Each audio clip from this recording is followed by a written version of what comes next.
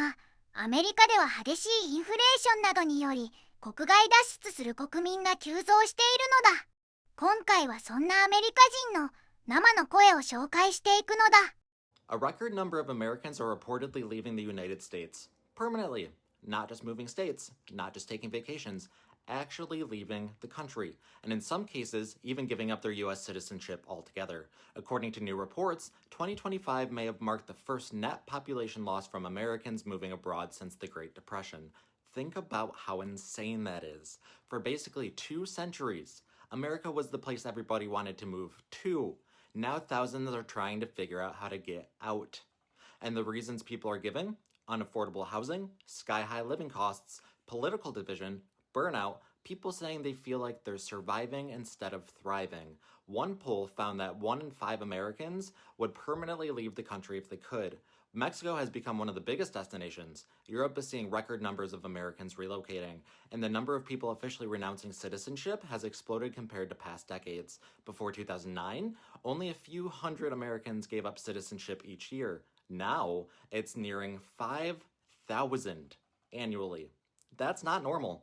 And honestly, whether you're left, you're right, independent, whatever, this should probably set off alarm bells for everybody, because when people start giving up on the country itself, that's bigger than politics. This is something we got to talk about. United States citizens are leaving the U.S. and going to other countries. Whether it's Ghana, whether it's Thailand, whether it's Tokyo, you're starting to see it more and more. This is not a drill. This is happening. And for whatever reason, people are pretty much giving up on the American dream for whatever reason. And what I've personally seen from the videos is everybody's happy. And at the end of the day, that's what you want to be. You want to be happy. You don't want to be somewhere where you're miserable, you're struggling, and it's just killing your vibe.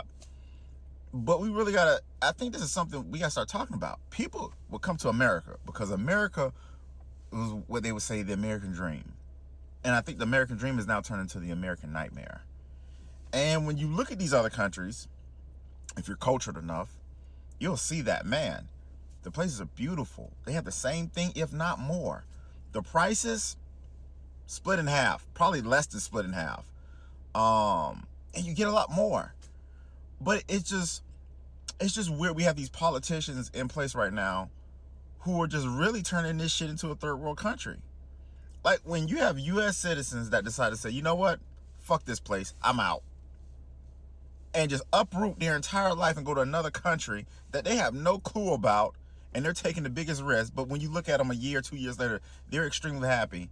You got a serious problem here on the U.S. soil. That's a real problem. Just something to think about. Hopefully this is helpful to somebody. Chris with the Gems. I left America to live in a hut in a jungle. The reason I did this is because America is too expensive and it's too damn complicated. If you want to get an apartment, you have to have like a good credit score. You have to have 3 times the rent. You have to prove your income. And if you're an entrepreneur like me and you have medical debt because unfortunate things have happened to you, then you're basically screwed. You have to live with people. It's really expensive, so you have to end up shacking up with different people. But when I moved here, you got cash. You can just get whatever you want. You don't need a credit score. You don't need to prove anything. You just pay and you get to play. And plus, that's super cheap. A house is $3,000 in America a month. That thing's $300. Plus the ocean and the beach is right down the road. I got friends here, karaoke every single night, fresh buku juice, mangoes, drinking beer on the beach. Best move I ever made was leaving America, and I'm never moving back. 一般人だけがアメリカを脱出しているわけではなく、富裕層たちもアメリカを脱出し始めているのだ。I don't know if you heard the news. Peter Thiel, the co-founder of PayPal, billionaire, and the founder of Palantir, the company that is connecting with all of these data centers to mine your information and track everything everyone does. He just decided to purchase a house, a $12 million house in Buenos Aires, Argentina. He has the right ear of the President of the United States. He is in with J.D. Vance. I'm not saying there's anything bad about that. I'm just saying that they know what's going on. He knows what's going on.